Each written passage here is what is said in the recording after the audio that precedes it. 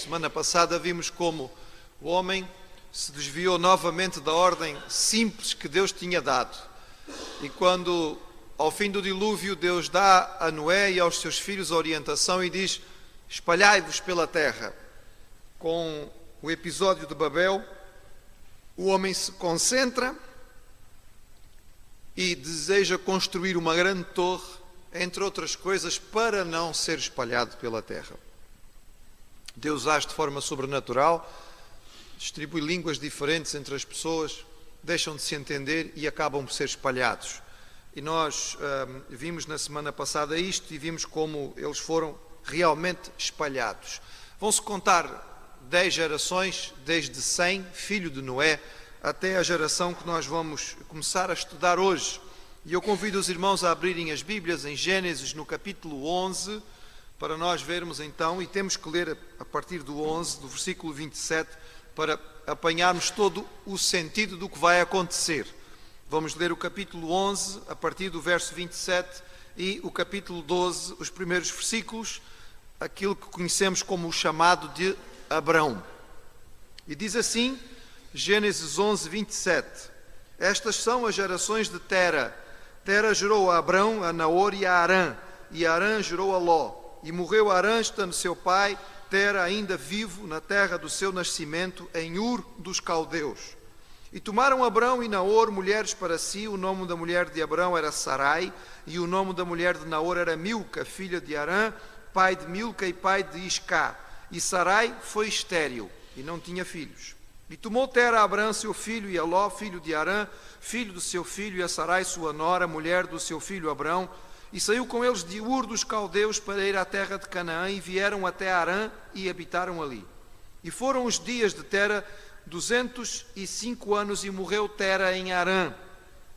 Ora, o Senhor disse a Abrão: sai da tua terra e da tua parentela, da casa de teu pai, para a terra que eu te mostrarei. E far-te-ei uma grande nação, e abençoar-te-ei, e engrandecerei o teu nome, e tu serás uma bênção. E abençoarei os que te abençoarem, e amaldiçoarei os que te amaldiçoarem, e em ti serão benditas todas as famílias da terra. Assim partiu Abrão como o Senhor lhe tinha dito, e foi Ló com ele. Era Abrão da idade de 75 anos quando saiu de Arã. E tomou Abrão a Sarai sua mulher, e a Ló, filho de seu irmão, e toda a sua fazenda que haviam adquirido, e as almas que lhe acresceram em Arã, e saíram para irem à terra de Canaã, e vieram à terra de Canaã. E passou Abrão por aquela terra até ao lugar de Siquém, até o carvalho de Moré. E estavam então os cananeus na terra. E apareceu o Senhor a Abrão e disse: à tua semente darei esta terra. E edificou ali um altar ao Senhor que lhe aparecera.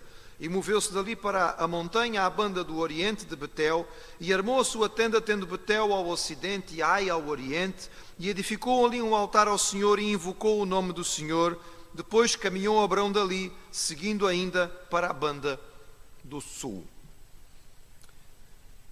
Ur dos Caldeus, diz o texto bíblico, que é a cidade de onde Abrão saiu, e durante muito tempo houve aqueles que desacreditavam a palavra de Deus e diziam que esta cidade era fictícia. Hoje nós temos uma noção exata de onde estava Ur dos Caldeus. Sabemos, inclusive, irmãos, que no tempo dos Sumérios, cerca de 2500 anos antes de Cristo, a cidade de Ur dos Caldeus foi uma das mais importantes, se não a mais importante, da Mesopotâmia. Localizada às margens do rio Eufrates, hoje aquilo que representa o sul do Iraque, perto da atual localidade de Tel el-Mucair, a cerca de 10 quilómetros de Nassiriya. Se os irmãos ainda se lembram da Guerra do Golfo, aqueles que estavam atentos na altura, Nassiriya era uma cidade que era mencionada com alguma frequência porque fica próxima ao Golfo da Pérsia. Era uma cidade, na altura, a cidade de Ur, com cerca de 250 mil habitantes e um florescente comércio e indústria local. Aquilo que nós temos, são as escavações que nós temos hoje daquilo que foi a cidade de Ur dos Caldeus, e nós temos muita coisa escavada daquele tempo. A ideia que nós temos de Ur seria mais ou menos assim. Esta é uma reconstrução baseada nos fatos que nós temos. Ur teria uma parte central da cidade, que seria a parte mais voltada para o aspecto religioso, e depois tudo isto à volta seriam bairros. 250 mil habitantes, era uma cidade significativa, mesmo nos nossos dias seria. Das escavações sabemos que a cidade era dominada por uma torre, esta torre que os irmãos veem ali naquele canto, um zigurate, que era assim que se chamavam as torres naquele tempo, à semelhança da construção da Torre de Babel. Era construída com tijolos cozidos e teria uma base de 61 por 45 metros. Sabemos isto porque a torre continua lá, irmãos, e já vão ver mais a respeito desta torre. Ela tinha mais ou menos uma altura de 20 metros, o que dá um prédio de 5 ou 6 andares, e teria 3 níveis. Provavelmente os níveis eram pintados em cores diferentes, e sobre o topo havia um templo. Neste andar superior era o templo dedicado a Nanar ou Inanna, o deus ou a deusa Lua. E os andares mais baixos tinham jardins com árvores e outros 2 templos também dedicados a outros deuses. Os irmãos podem verificar aqui onde fica Ur, portanto bem ao sul daquilo que é hoje o Iraque. Os irmãos têm aqui o Iraque deste lado, o Irão daquele. Possivelmente o Golfo Pérsico era um bocadinho mais para cima naquela época, foi um bocadinho mais para baixo, e portanto Ur, entre outras coisas, permitia a chegada do comércio àquela cidade, e dali, porque estava junto ao rio Eufrates, passava através da navegação este comércio para todo o resto daquela zona da Mesopotâmia.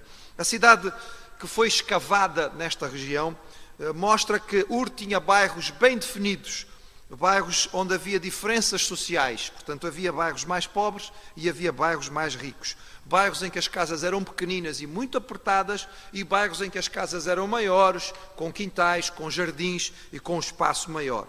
Também se encontraram muitas lojas, capelas ou templos religiosos e milhares de tablets, não os tablets atuais, não é?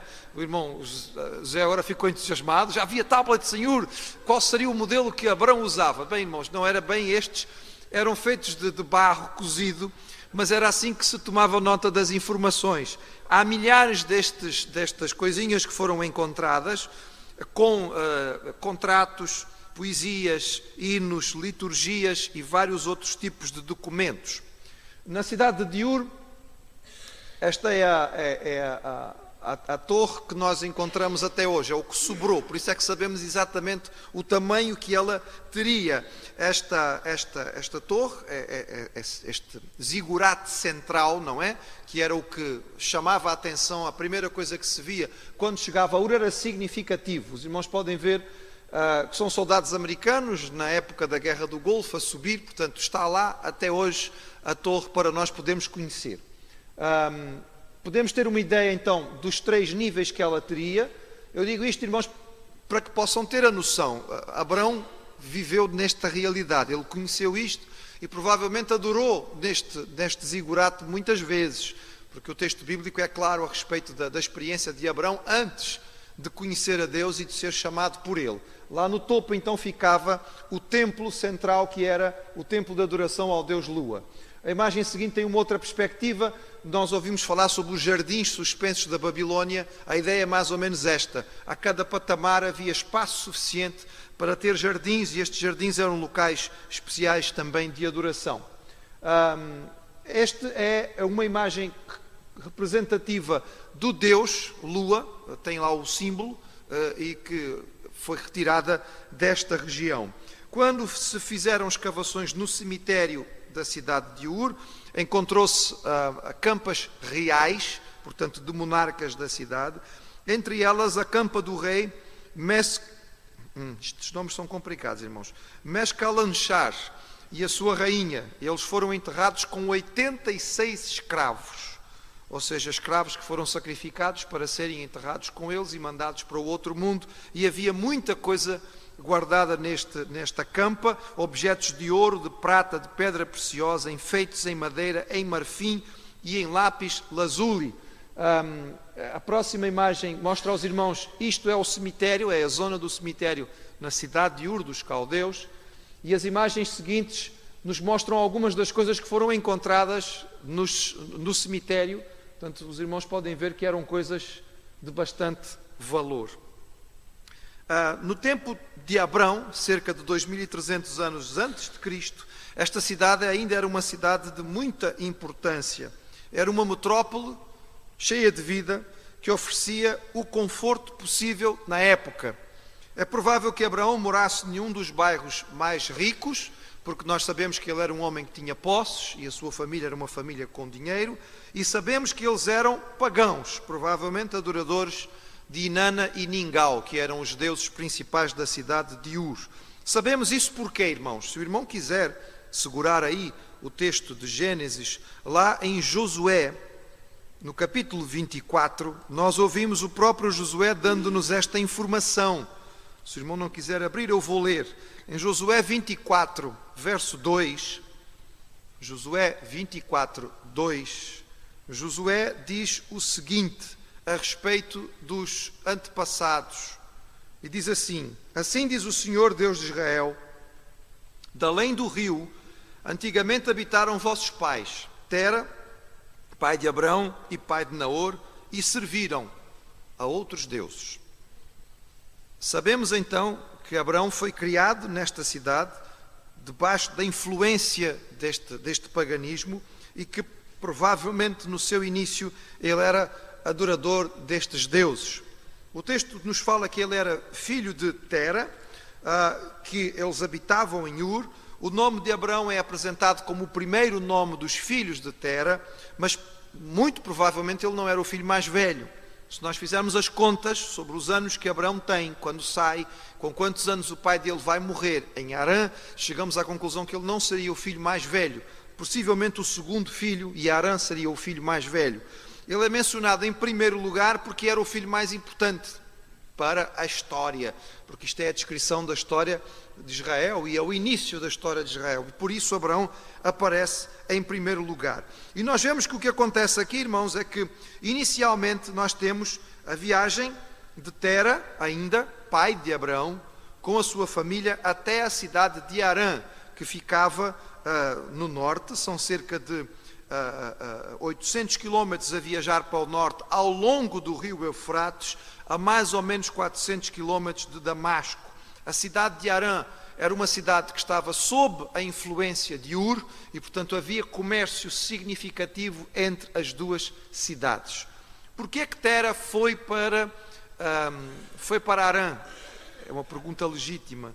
Alguns dos historiadores judaicos, como por exemplo Joséfo, entendia que Tera saiu de Ur quando o seu filho morreu, Harã. Não confundir aqui Harã, nome do filho, com Harã, nome da cidade. É o mesmo nome, mas são coisas diferentes, certo? Quando o filho morre, ele fica muito triste e vai-se embora da cidade. Não temos base bíblica para chegar a esta conclusão.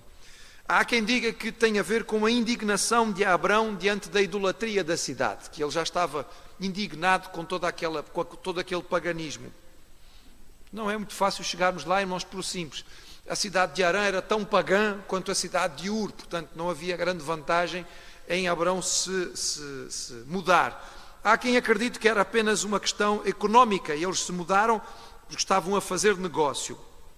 Provavelmente, irmãos, nós temos que ir compreender isto pela própria Bíblia. Eu tenho dito aos irmãos que a Bíblia explica a Bíblia e é a melhor maneira de nós entendermos. Então nós temos um comentário feito por Estevão no livro de Atos dos Apóstolos, que nos ajuda a entender o que é que aconteceu. Então, se o irmão não quiser, pode apenas ouvir, está em Atos capítulo 7, na famosa defesa que Estevão vai fazer diante do Sinédrio. E na sua defesa, em Atos capítulo 7, no versículo 2, Estevão diz o seguinte a respeito de Abrão. Diz assim, aliás, nós temos que começar por ler o versículo 2. Diz assim: e disse ele, Estevão, varões, irmãos e pais, ouvi. Deus da glória apareceu ao nosso pai Abrão, estando na Mesopotâmia, antes de habitar em Harã. E disse, sai da tua terra e dentre a tua parentela e dirige-te para a terra que eu te mostrar. Então saiu da terra dos caldeus e habitou em Harã. E dali, depois que seu pai faleceu, Deus o trouxe para esta terra em que habitais agora. Ou seja, nós temos que ir ao Novo Testamento para buscar uma resposta bíblica de o que é que acontece aqui. Segundo a explicação de Estevão, lá no seu discurso, nós compreendemos o seguinte, irmãos. Os primeiros versículos do capítulo 12, na verdade, deveriam ser cronologicamente colocados antes do capítulo 11, verso 27, certo? Para nós entendermos o que aconteceu. Deus aparece a Abrão em Ur dos Caldeus. Deus o chama. E Abrão sai de Ur com o seu pai, já bastante idoso, e o restante da sua família. Desloca-se para Harã. O que é que aconteceu nesta viagem? Será que o pai já estava suficientemente idoso? Será que ele já era muito velho? Será que esta viagem foi muito custosa? Bem, 800 quilómetros naquele tempo não era propriamente a mesma coisa que hoje. Viagem com tudo o que eles tinham que transportar era uma viagem demorada, era uma viagem lenta, era uma viagem cansativa. Seja como for, por alguma razão Abrão para em Harã. Não sabemos quanto tempo. Ele só continua a viajar quando o seu pai morre. O que nos dá a possibilidade de especular que ele ficou ali porque o pai não estava em grandes condições. Mas após a morte do seu pai, ele continua a viagem e então vai finalmente chegar até Abrão. Vamos ter uma ideia então do trajeto. Os irmãos estão vendo que ele sai de Ur dos Caldeus, ele segue para o norte, passa por aquilo que seria a Babilônia, continua a viajar sempre ao longo do rio Eufrates. Veem que o trajeto provavelmente foi este, até lá em cima a chegar a Harã. Alguém podia dizer, escuta, ele não quer ir para Canaã, não é mais fácil cruzar por ali e ir diretamente? Mais fácil em termos de distância é. Não era muito aconselhável porque aquilo era deserto. Viajar com família, com animais, etc. e tal, pelo deserto, além de ser muito perigoso, não era muito conveniente. Portanto, ele segue junto ao rio, certamente uma viagem muito mais aprazível, por cidades habitadas, com outras condições e outra possibilidade. Realmente ele dá uma volta, não é? Ele dá uma volta assim um bocadinho grande, mas pronto. Lá depois de Harã, lá no norte, então ele vai dar a volta para baixo. Sabemos que vai passar em Damasco, porque ele vai adquirir pelo menos um servo importantíssimo em Damasco, que vai ser mais tarde o mordomo da sua casa, e finalmente ele vai chegar então à terra de Canaã. Sabemos, irmãos, que este episódio foi muito marcante para a vida de Abrão. Esta promessa que Deus faz aqui e esta aliança que Deus estabelece é uma aliança toda especial e única, e ela vai ser repetida aos descendentes de Abrão. O Senhor vai repetir praticamente, literalmente, tudo o que diz a Abrão, vai repetir a Isaac, e mais tarde vai repetir a Jacó, porque vai ser Jacó o herdeiro da aliança e não o filho mais velho, Esaú. Esta experiência faz com que Abraão deixe a sua família, deixe a sua terra. O Senhor fala com ele. Nós não sabemos como.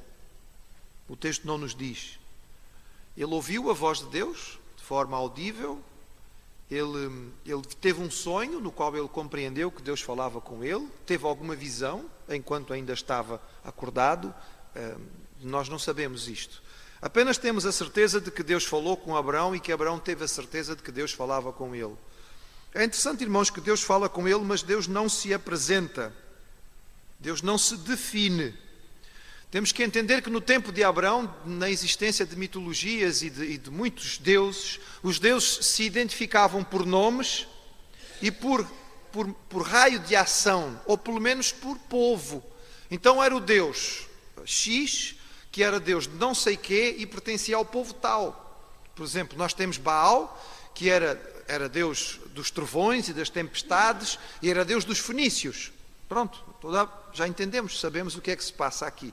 Ou tínhamos tantos outros, havia deuses que pertenciam aos babilônios, outros pertenciam aos cananitas, outros pertenciam aos egípcios. O Senhor que fala com Abrão não se apresenta por nenhum nome, não diz de que espaço ou de que área ele é Deus, não se define nem como Deus do céu, nem da terra, nem do mar, nem da agricultura, nem nada disto, e também não se identifica como Deus de nenhum povo. O que é interessante, irmãos, parece que esta aliança é feita com Abrão, como se Deus estivesse dizendo a Abrão: eu falo contigo, e eu que falo contigo sou Deus. Um Deus cujo nome talvez seja misterioso demais para conhecer. Um Deus que ainda não tem nenhum povo definido, mas quero passar a ter. Mas este povo que vai ser meu povo vai começar contigo. Tu vais ser o primeiro. E a partir de ti, eu serei o Deus de Abraão. E é verdade, irmãos, que nós encontramos muitas vezes no Antigo Testamento esta expressão, o Deus de Abraão, de Isaac e de Jacó. Porque aqui começa esta revelação de um modo muito especial e muito particular. É tão interessante, irmãos, que Deus chama Abraão e o envia, mas para uma terra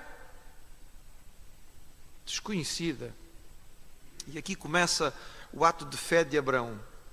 Deus o chama e ele não tem dúvida de que Deus o chama, mas Deus o manda para uma terra que não identifica.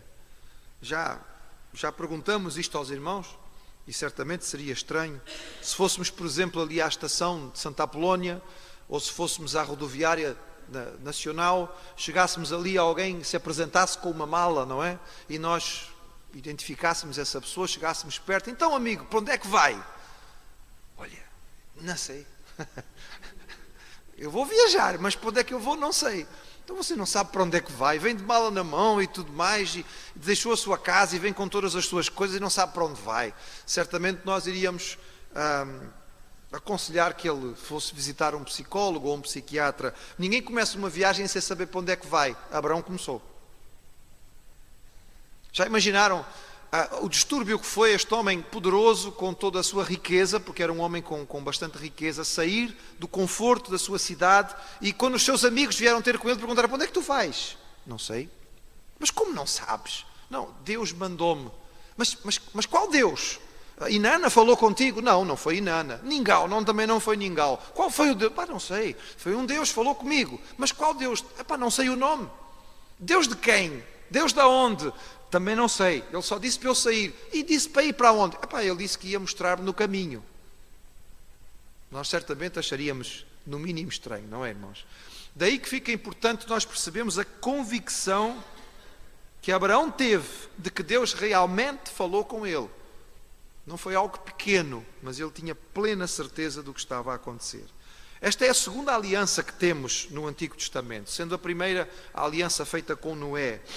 A aliança com Noé ainda é uma aliança ampla, que atinge toda a humanidade. Agora nós temos uma aliança muito limitada. É para Abraão e para os seus descendentes. O Senhor escolhe Abraão para, a partir dele, fazer um novo povo. Deus vai ser o seu soberano e vai-lhe abençoar e vai-lhe dar prosperidade. É interessante, irmãos, que na semana passada, quando víamos a Torre de Babel, os homens construíram a Torre de Babel e uma das razões pelas quais eles construíram a torre foi para quê? Para fazer um grande nome, para ficarmos famosos. E Deus não deixou. Mas aqui Deus chama Abraão, aparentemente do nada, e Deus diz a Abraão: vou fazer de ti uma grande nação, vou-te engrandecer o nome. Eles tentaram construir a Torre de Babel para que o seu nome ficasse famoso. Não ficou.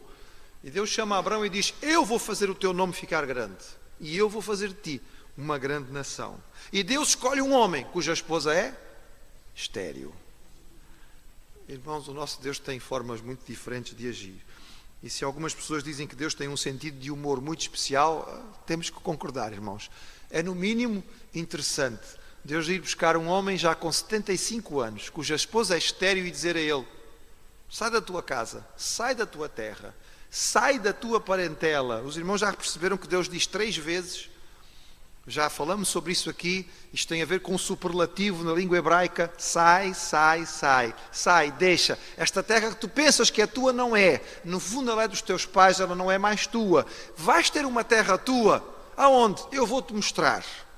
Sai, e eu vou fazer de ti uma grande nação, e eu vou-te abençoar. Eu vou-te abençoar. Agora também é interessante, irmãos, notar que apesar de que a promessa e a aliança feita com Abraão é uma aliança aparentemente limitada a ele e à sua família, ela vai abranger toda a terra. A aliança é para Abraão, mas é para alcançar toda a terra. Porque o texto diz assim: e em ti serão benditas todas as famílias da terra. E, enfim, não sabemos exatamente, mas 4.000 e muitos anos depois, as nossas famílias estão a ser abençoadas em Abraão. E estamos nós aqui a ler e a recordar aquilo que Deus fez com ele naquele dia. Será que Abraão podia imaginar? Não, certamente não poderia. A aliança proposta vai ter implicações universais. Porque o propósito de Deus, quando abençoa, nunca se limita apenas àquele a quem Deus abençoa. Quando Deus nos abençoa, o fim do seu propósito em nos abençoar não somos só nós, irmãos. E seria bom que nós entendêssemos isto. Eu costumo, às vezes, usar a ilustração e dizer: existe uma diferença em receber a bênção de Deus como canalização ou como reservatório. Nós não somos reservatório da bênção de Deus, irmãos, nós somos canal. Nós não somos caixa d'água. Nós não estamos aqui parados só para receber a bênção de Deus e acabou-se. Nós fomos feitos para ser canos. Passa por nós e chega nos outros. Não estanca aqui. Porque o crente que acha que ele é o reservatório e Deus existe só para o abençoar, como alguns andam pregando por aí, então, irmãos, perde a noção das coisas. Porque o Senhor nos fez para que nós possamos ser bênção para os outros. E Abraão foi separado para isto. Em última instância, o povo de Israel vai acabar por ser rejeitado. Porque não percebeu isto. Ficaram tão orgulhosos da sua eleição, somos o povo escolhido, e o resto vai tudo para o inferno. E não entenderam que eles eram escolhidos para abençoar as nações. Mas a igreja, irmãos, que somos nós, tem que se lembrar disto. Nós não fomos eleitos para bater no peito e dizer fomos salvos e nós somos melhores. Nós fomos eleitos para ser bênção, como foi dada a promessa aqui a Abraão. O homem que antes vivia em conforto agora vai habitar em tendas. A ideia que está aí é exatamente esta ideia que é dada a respeito das deslocações. Por exemplo, a palavra que está aí no versículo 8, não sei como é que os irmãos têm na vossa tradução, moveu-se, não é? Ou prosseguiu, é exatamente a palavra para tirou as estacas e voltou a colocá-las. É exatamente esta ideia, porque ele vai passar a habitar em tendas. Isto é mais ou menos a ideia daquilo que ele teria. Claro que nós não sabemos exatamente como seriam as tendas do acampamento de Abraão, e seriam provavelmente muitas e muitas tendas, mas algo semelhante que ele vai utilizar. No seu trajeto até Canaã, ele vai ver a sua fazenda aumentada, inclusive em termos de servos, escravos, animais, etc. e tal, e ele vai prosseguindo até chegar à terra prometida. E diz ali que finalmente, quando ele chegou à terra, depois de tanto tempo de viagem, Deus aparece novamente a ele.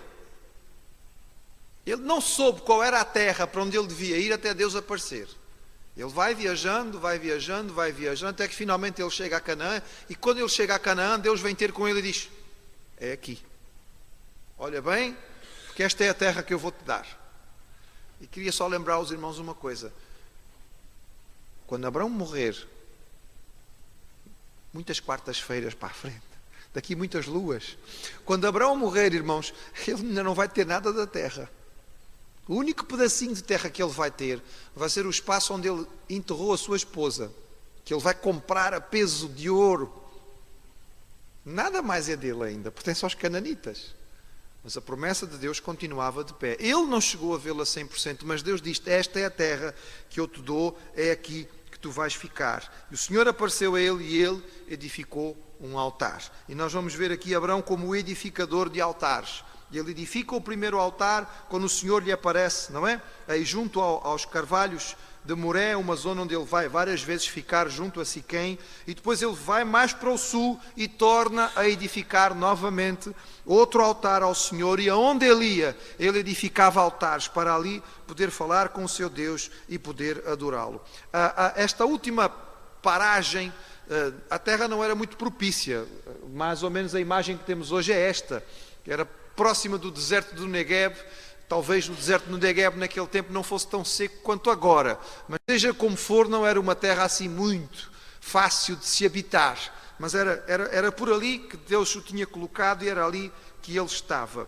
Ele tem 75 anos, a sua esposa Sara tem 65 anos, e este é apenas o início da jornada, o começo da jornada. Ele chegou a Canaã, e diz o texto sagrado que ali habitavam os cananitas, e ali ele vai ter que morar também. Será que esta terra tem condições de sustentá-lo?